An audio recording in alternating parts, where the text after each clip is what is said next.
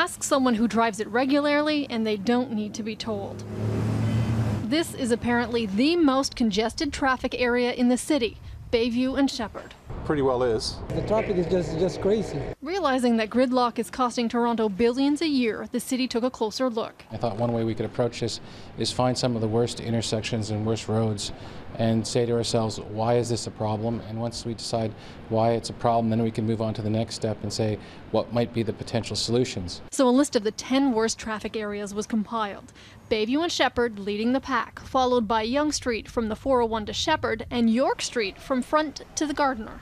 Perhaps not ironically, of the most congested areas mapped out by the city, the majority are streets or intersections either leading to or from major highways.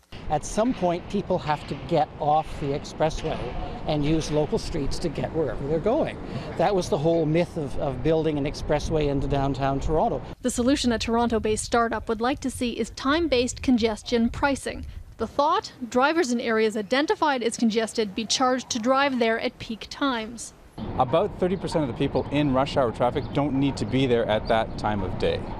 And the difference between free flow and gridlock is as little as 10%. The idea, get the 10% off the road by charging them and reduce congestion. The thought has occurred to some councillors. I think if we were to do that in Toronto, we'd have to do it across the entire GTA region. The solution for now, find ways to move traffic to other routes. For example, the city is exploring how to move more drivers onto the newly extended Simcoe Street, getting them out of the stop-and-go traffic on York Street, just a block away.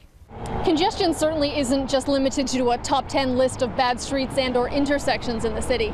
The thought here, though, is to really look at what's going on at these places like Bayview and Shepherd and try and fix them, then apply those principles throughout the city.